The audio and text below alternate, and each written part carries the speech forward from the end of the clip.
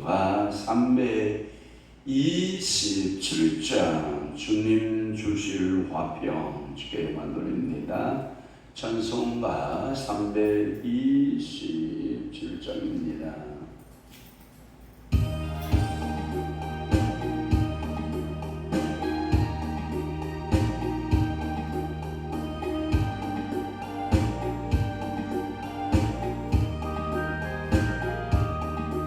주님 주실 화평 믿음으로 위에 어느 정성 거기에 놓였나.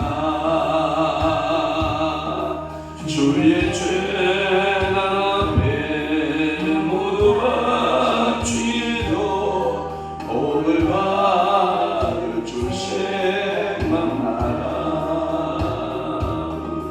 주의 죄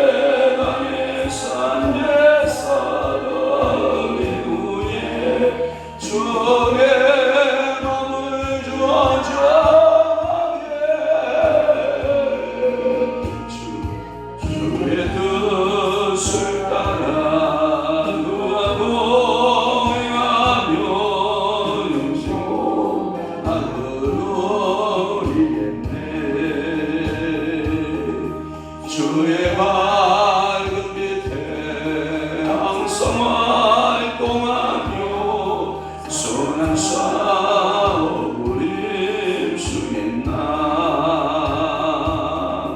자유 얻으려며 주의 뜻을 따라 너희 모든 거리 생하라.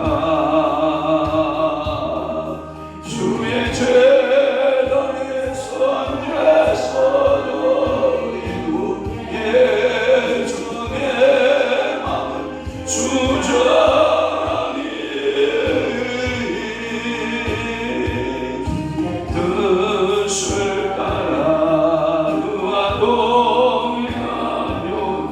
영생 복날을 누리겠네. 주의 죄단 앞에 모두 같이 너의 주와 온전히 살리겠네. 주님 주신 기쁘와 또한 너의 사랑 영롱하랴.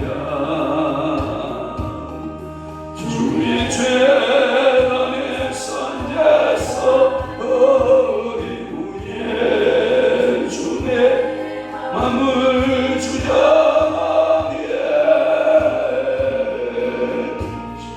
주의 뜻을 따라 그와 동행하며 영생 복락을 누리겠네. 아멘. 전능하사 천지를 만드신 하나님 아버지를 내가 믿사오며 그 위아들 우리 주 예수 그리스도를 믿사오니 이는 성령으로 잉태하사 동정녀 마리아에게 나시고 본디오 빌라도에게 고난을 받으사 십자가에 못 박혀 죽으시고 장사한 지 사흘 만에 죽은 자 가운데서 다시 살아나시며 하늘에 오르사 전능하신 하나님 우편에 앉아 계시다가 저희로서 산자와 죽은 자를 심판하러 오시리라. 성령을 믿사오며 거룩한 공예와 성도가 교통하는 것과 죄를 사하여 주시는 것과 몸이 다시 사는 것과 영원히 사는 것을 믿사옵나이다. 아멘. 문계를 좋아하는 자는 지식을 좋아하거니와 징계를 싫어하는 자는 짐승과 같으니라. 선인은 여호와께 은총을 받으려니와 악을 꾀하는 자는 정죄하심을 받으리라. 그렇습니다. 오늘도 진리의 성령님 오셔서 우리를 훈계하여 주옵소서. 훈계를 좋아하는 자는 지식을 좋아하거니와 징계를 싫어하는 자는 마치 짐승과 같다라고 말씀했사오니 오늘도 하나님 앞에 짐승처럼 살아내지 않고 훈계를 좋아하는 자디여 하나님을 아는 지식에 있어서 하나님 넘치는 하늘의 지혜로 우리를 다스리시고 우리를 축복하시고 우리를 복을 더하여 주옵소서. 선인은 여호와께 은총을 받으려니와 악을 꾀하는 자는 정죄하심을 받으리라 말씀하였사오니 오늘도 하나님 우리에게 진리의 성령님 오셔서 우리가 말하고 우리가 생각하고 우리가 마음 먹는 모든 것이 진리적인 생각을 할 수 있는 하나님의 진리의 사람들 될 수 있도록 하나님이여 선인의 삶이 되어지도록 우리 아버지가 보주옵소서.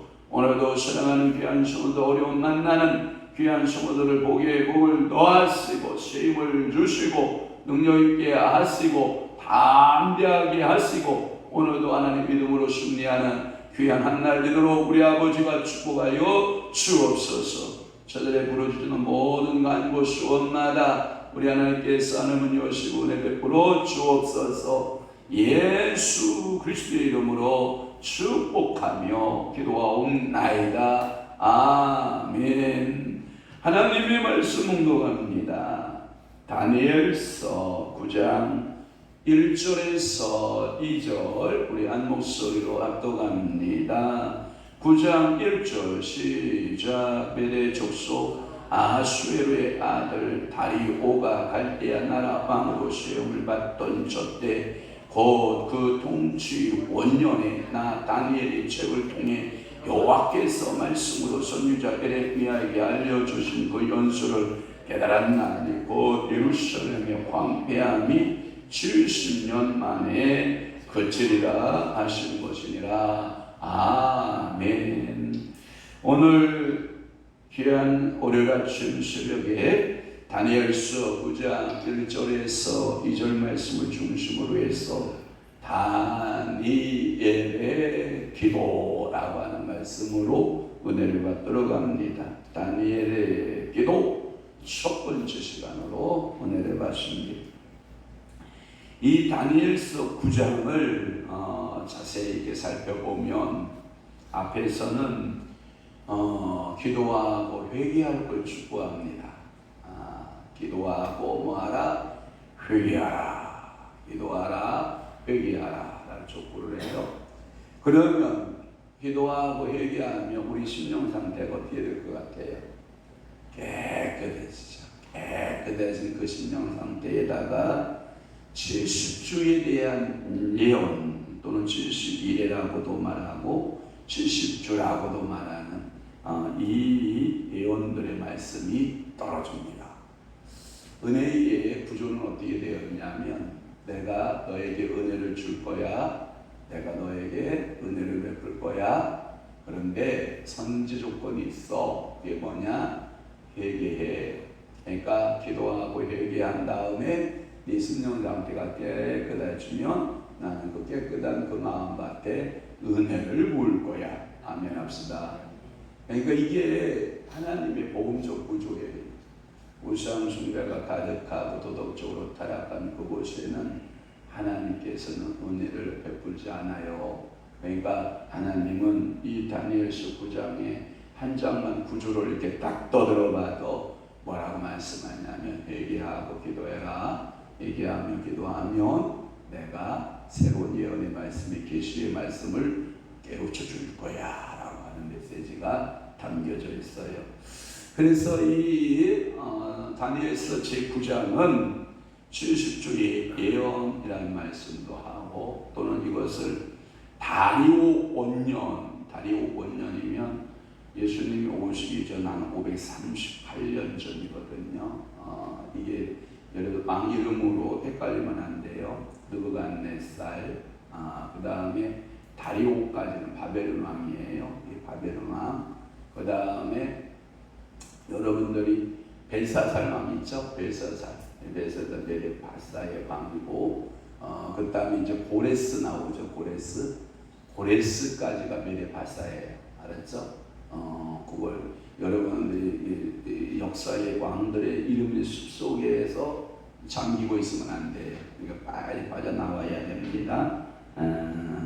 그러니까 이 구절에 보면 메대의 족속 아수에로의 아들 다리오가 갈대아 나라 왕으로 시험을 받던 초태, 이게 바벨론 역사예요. 알았죠? 또 이게 다니엘서는 역사적으로 기록되어 있다, 아니면 앞뒤로 이렇게 왔다 갔다 한다. 베리고 앞뒤로 왔다 갔다 하는 거예요. 이게 역사를 이렇게 쭉 나열한 게 아니고 앞에 역사, 뒤에 역사. 그러면 다니엘서의 여러분들 기준점은 뭐냐? 하나님께서 어떻게 예언을 열어가느냐라고 하는 예언의 질서지 역사의 질서는 아니다. 분이 이해되셨죠? 이런 고정 개념들을 빨리빨리 깨야 다니엘서가 이해가 되지. 왜 갑자기 지금 다시 100 몇십 년도 이야기, 에피파네스 셀루코스 제국 이야기하다가 왜 갑자기 또 바벨론으로 또 돌아가? 이렇게 여러분 오해하지 않는 여러분 되시기를 바랍니다. 그래서 이 9장에 보면 신상과 금속의 이야기가 좀 나오고요. 또 하나는 내 짐승으로 출현, 인류 역사의 전물을 예언한 다니엘은 이 본장에서 9장에서는 70주라고 하는 또 하나의 표현으로 역사를 예언하고 있다라고 하는 거예요. 그래서 신상의 이야기, 금속의 짐승 이야기, 그 다음에 내 짐승의 이야기, 8장에서는 순양과 수염소 이야기를 이어졌잖아요. 그런 이야기들의 예언들을 계속해 이어간다라고 하는 거예요. 이 예언은 오늘 다니엘서 9장에서 물론 성경 전체에서도 이게 뭐냐면 난제 해석, 그러니까 굉장히 난해한 부분이다. 예언을 풀어가기가 쉽다, 어렵다. 그러면 이제 여러분들은 이 9장 부를 때 정신을 바짝 차려야 돼. 정신을 바짝 차리고 여러분들이 두 가지를 해야 돼. 하나는, 첫째는 뭐냐? 우리 황 목사가 성경을 푸는 실력을 한번 보자. 한번 테스트 한번 해보자. 황 목사가 성경을 어떻게 푸나 보자. 이거 한번 테스트를 한번 해보셔야 되고, 두 번째는 뭐냐? 성령이여, 이 난해한 부분들을 성령께서 깨우쳐 주옵소서 하고 여러분들이 계시 의존적 사고를 갖고, 아멘. 그래서 성령님께 묻고 성령님으로부터 이 말씀을 들을 때 깨달아지는 은혜. 아멘. 그래서 저도 이 9장을 풀을 때 좀 난해한 난제 성경 해석이지만 진정한 교사, 성경 교사는 난제를 만났을 때 난제를 어렵게 푼다, 쉽게 푼다. 실력 없는 교사는 어렵게 푼다, 쉽게 푼다. 어렵게 푼다. 그러니까 오늘도 여러분들이 제 설교를 이렇게 메시지를 강해의 말씀을 들으면서 짧은 시간에, 새벽 시간이지. 근데 여러분 하나 생각해 볼 게 있어요. 우리가 새벽 시간에 이 설교 시간이 짧지 않아요. 절대 안 짧아요. 여러분들이 다른 교회 가면 성령 구절 한 구절 읽고, 이 다니엘서 9장의 내용은 이런 내용입니다. 이런 내용 붙들고 우리 주일이하고 기도합시다. 5분 설교, 10분 설교 끝내거든요. 진짜 우리는 길게 하는 거예요. 이 정도 수준이면 여러분 수준급이에요.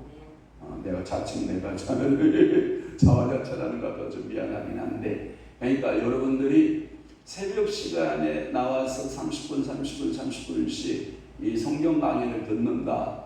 여러분들에게 무한한 영적 자원이 여러분들이 생기는 줄 믿으시기를 바랍니다. 왜냐하면 믿음은 들음에서 나고요. 그 들음은 하나님의 말씀에서 나고요. 하나님의 말씀을 들을 때 성령이 감동 감아 주신다, 안 주신다. 그래서 우리에게 진리의 성령이 계시다, 안 계시다? 계시다. 그 성령께서 뭐 하신다? 깨우쳐 주신다. 이렇게 여러분들이 좀 믿으시고, 좀 난해한 부분이지만 하나님께서 잘 성령님을 통하여 해석해 주실 것이다. 그러면 난해한 부분은 또 특징이 뭐냐면 이런 주장, 저런 주장, 이렇게 해석하고 저렇게 해석하는 여러 학자들의 해석이 있지만 가장 좋은 해석은 성경은 뭘로 풀어라? 성경으로 풀어라. 그리고 또 성령은 뭘로 불어라? 성령으로 불어라. 이런 기초적인 여러분 개념을 가지고 9장을 접근해 보려고 하는 것입니다. 이 9장의 내용들을 좀 분석해 보면 두 토막으로 딱 쪼갤 수 있어요.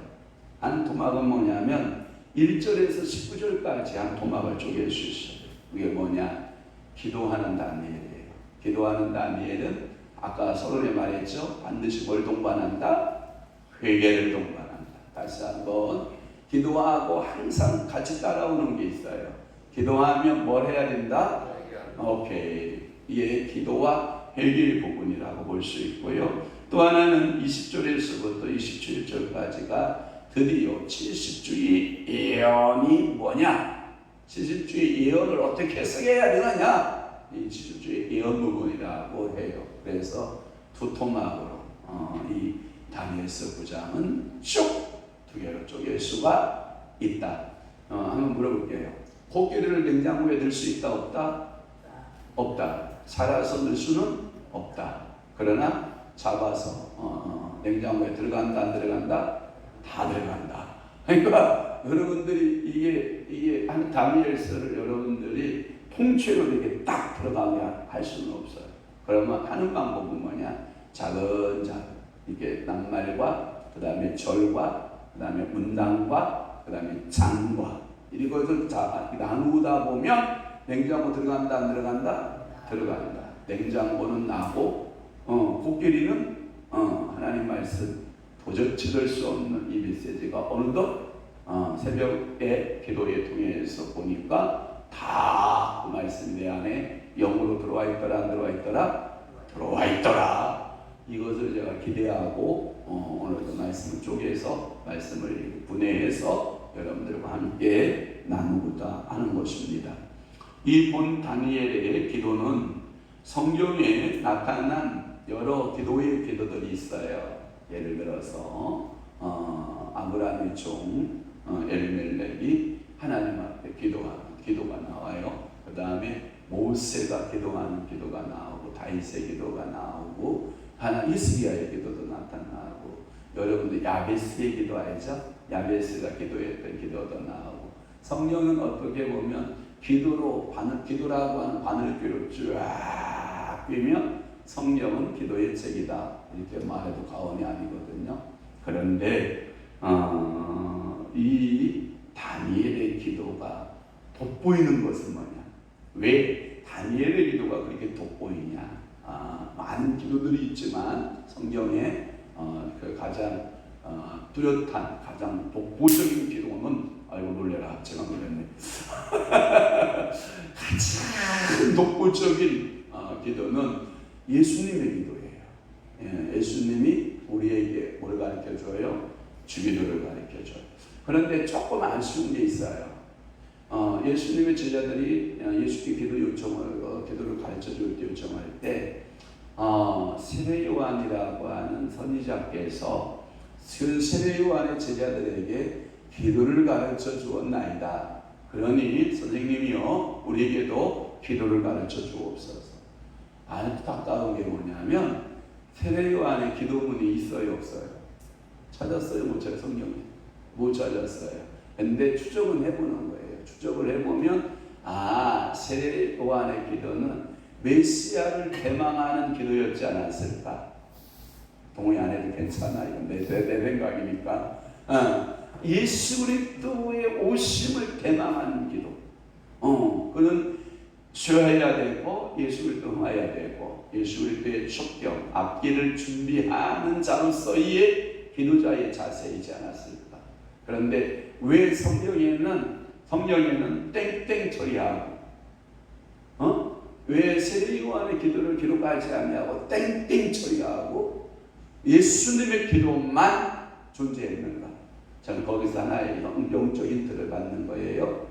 우리는 예수를 대망하는 기도보다 예수께서 우리 심령 속에 오셔서 우리 가운데 오셔서 그 나라를 완성하는 것이 이게 하나님의 목적이다.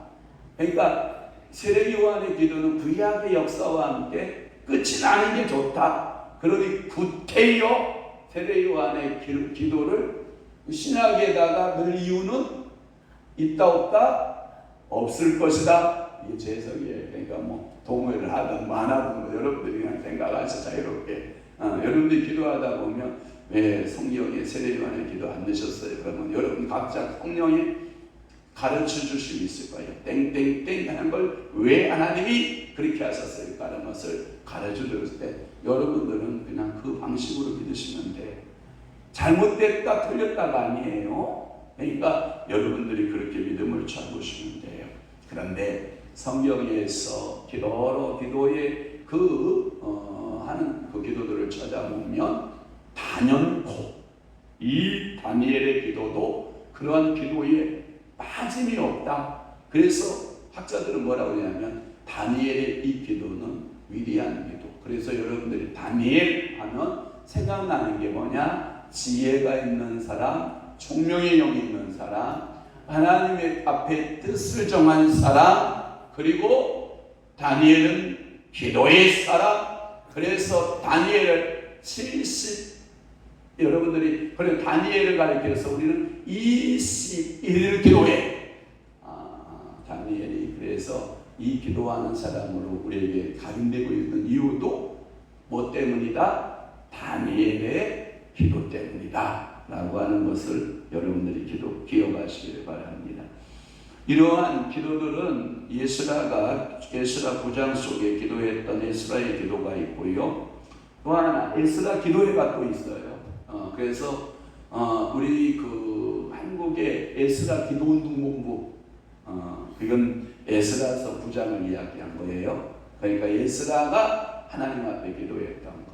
또 하나 MCMN에서 요즘에 그 다니엘 기도회는 이제 오림교회가 작으니까 MCMN 그 왕의 진영학교에서 우리도 기도 하나를 만들어 보자 하고 우리 저 모든 희망교회들을 다 가입해서 여러분들이 기도 문을 갖다 놓은 것이 저 뒤에 있는 게 그게 무너진 성벽을 재건하라. 그게 느헤미야 기도. 느헤미야 기도는 이상하게 거기도 느헤미야 9장에 있어요.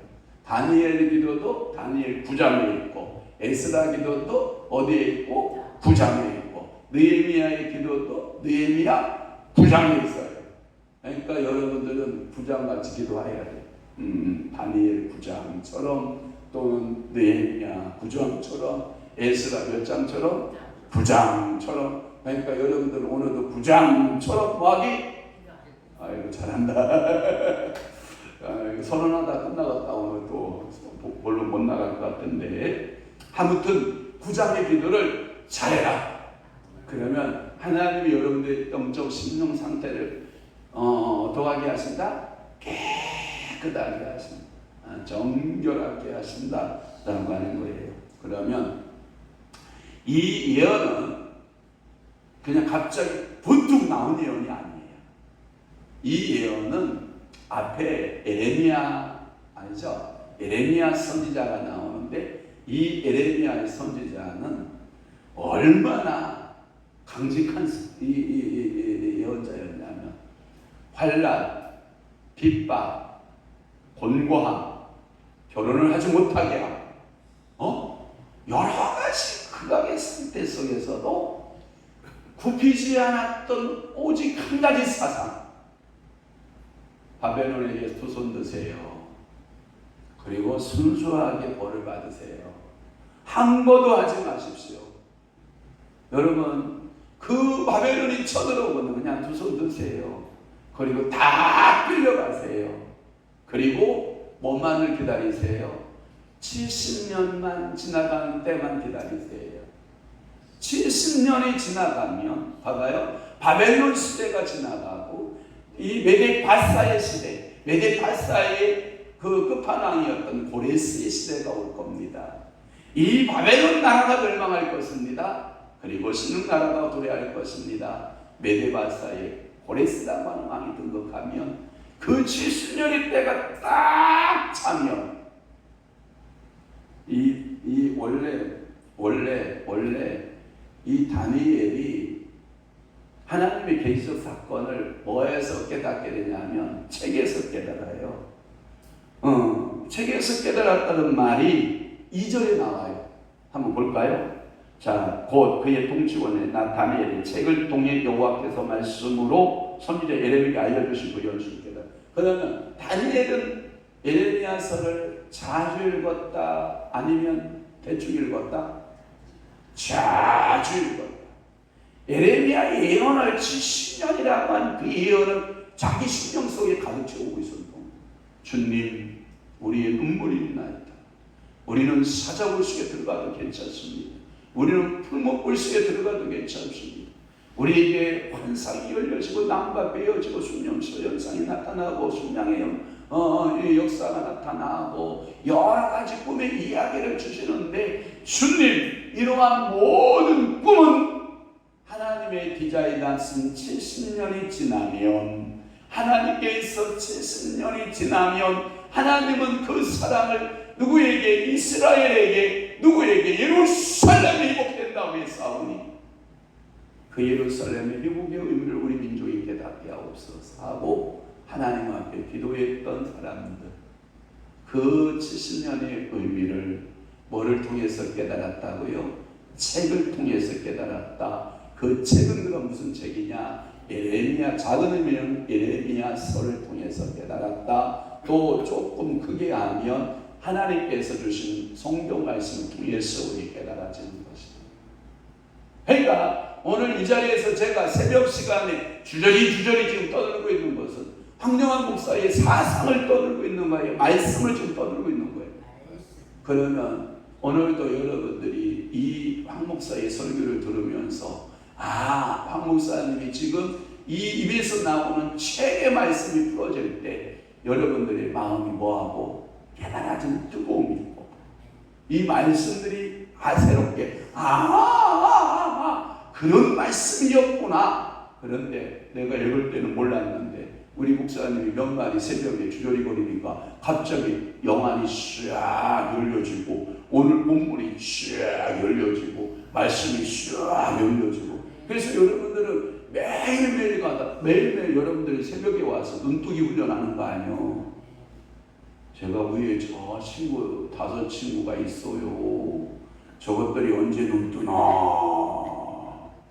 그랬더니요, 저것들이 왜 눈을 안 뜨지? 그랬더니 15일 지나니까요 한 녀석이 눈을 뻥 뜨고 쳐다보고 있더라고. 너무 신기해가지고 야, 네가 기수다. 눈을 뜨는데 누구다? 기수다.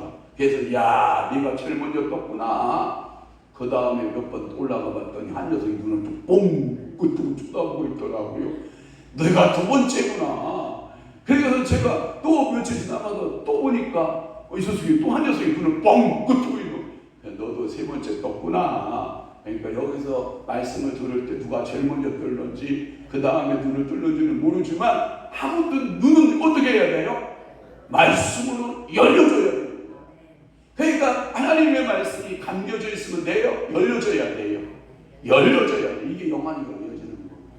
영안이 열려지면 그러면 쟤네들이 뭘 제일 먼저 볼 거야? 지네 엄마를 제일 먼저 보겠지.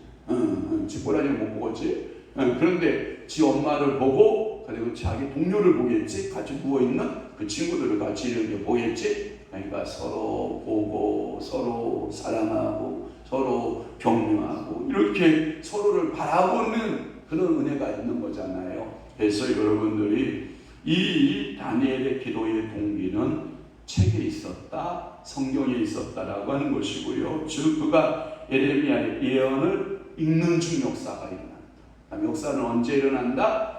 성경을 읽을 때 일어난다. 다시 한번. 역사는 언제 일어난다? 성경을 읽을 때 일어난다.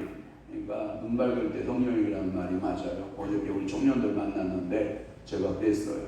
우리 눈 밝을 때 성경을 읽읍시다. 그랬더니 애들이 비슷이 웃어. 뭐가 그렇게 바쁜지는 모르겠지만 하여튼 내게 시력 주셨을 때 내 시력에 눈을 허락해 주셨을 그 시간이 길지 않다.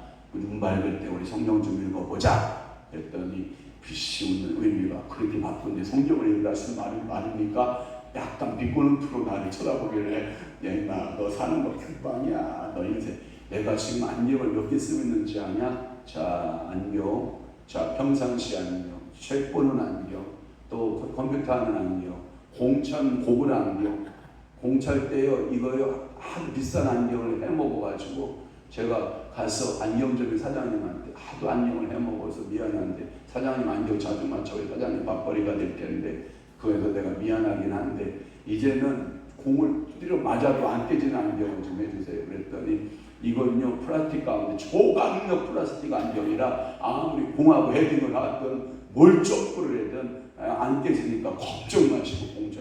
그때부터요 안경을 의식을 안 하니까 공차하는데 얼마나 자유로운 줄 알아요. 그러니까 여러분들이 눈 맑을 때 말씀이 있고 성령님께 의지하여 주여 깨닫게 하소서. 아멘.